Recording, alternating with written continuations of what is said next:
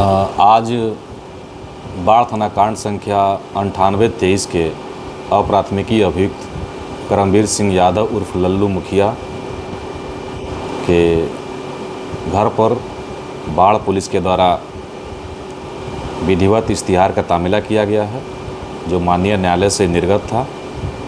चूँकि पूर्व में भी इनके विरुद्ध माननीय न्यायालय से जो वारंट निर्गत था उसका तामीला किया गया था और ये माननीय न्यायालय में उपस्थित नहीं हुए, जिसके कारण आज इश्तिहार का भी तामीला किया गया है। इसमें अगर ये माननीय न्यायालय के आदेश पर आत्मसमर्पण नहीं करते हैं तो फिर इनके विरुद्ध इनके चल संपत्ति का हम लोग माननीय न्यायालय के आदेश से कुर्की करेंगे। किस मामले में सर इश्तिहार?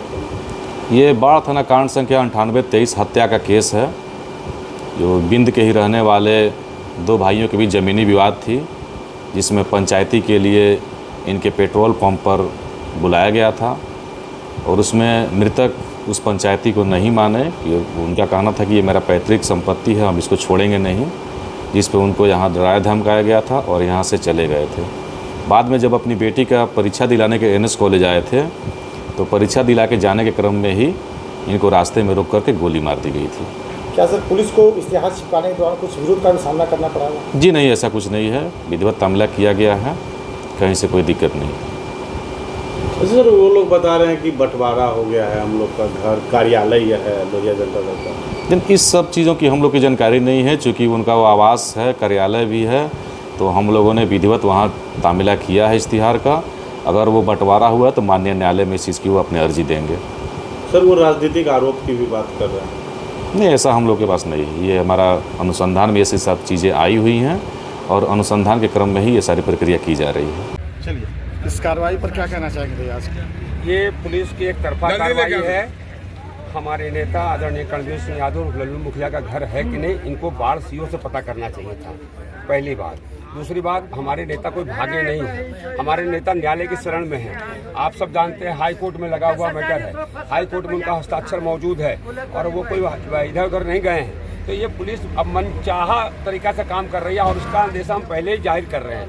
हमारे नेता ने भी पहले ही जाहिर कर दिया था 4/10/2024 को, और बाढ़ कोर्ट में एडिशनल CGM के यहाँ जो है हम लोगों ने एक पिटीशन दाखिल करके कह दिया था कि आगे चल के भविष्य में ऐसा कार्रवाई हमारे खिलाफ होने वाला है, इस तरह से हमको संभावना है। और वो चीज़ें अब सब निकल के आ रही है। कानून का पालन नहीं हो रहा है, इसको हम बार बार प्रेस कॉन्फ्रेंस के माध्यम से, अपने प्रथम आंदोलन के माध्यम से लगातार प्रशासन शासन को बता रहे हैं। जब हमारा 3 केस में नाम आप कहते हैं और 9823 का लगा, 9823 के संबंध में DGP साहब को 18 तारीख को लेटर दिया गया है और उन्होंने पुनः विवेचना के लिए लेटर SSP साहब को भेज दिया है। जाके पता कर ले, अगर हम झूठे हैं तो हम पर कार्रवाई करें। SSP साहब के यहाँ लेटर 18 तारीख को जो हम लोगों ने DGP साहब को दिया था वो 24 तारीख को आ भी गया है पुनः विवेचना में। जो केस पुनः विवेचना में उसमें इश्तिहार की जरूरत नहीं है, चूँकि अब न्यायालय से इश्तिहार मिला है। मैं न्यायालय का सम्मान करता हूँ, न्यायालय का अगर कोई फैसला आया है हम उसका सम्मान करते हैं, लेकिन फैसला लेने में लोगों ने कानून का उल्लंघन किया है, हम इसका विरोध करते हैं। कितना दिन हो गया और पुनः विवेचना नहीं हुई है? देखिए, 7 तारीख को 2 मुकदमे की पुनः विवेचना जारी हुई है SP ग्रामीण साहब के यहाँ से, और 24 तारीख को DGP साहब के यहाँ से लेटर चला है 11:15 पर पुनः विवेचना के लिए SSP साहब को। SSP साहब के यहाँ है लेटर, अब वो कब विवेचना कराते हैं नहीं कराते हैं उनकी इच्छा है, ठीक है। लेकिन जब मामला पुनः विवेचना में है तो किसी भी स्थिति में इश्तिहार की आवश्यकता नहीं है। हम इश्तिहार तब लिया जाता है जब कोई फरार है। हम तो कोर्ट में हैं, हम कोर्ट में बेल में गए हुए हैं, हम कोर्ट में हैं, हम कोर्ट से बाहर नहीं हैं। इस देश के लॉ को हम सर झुका के सलाम करते हैं और हमेशा माने हैं, हमारे नेता ने भी माना है और आगे भी मानेंगे। हम कोर्ट के शरण में हैं और कोर्ट के शरण में ही रहेंगे, ठीक है।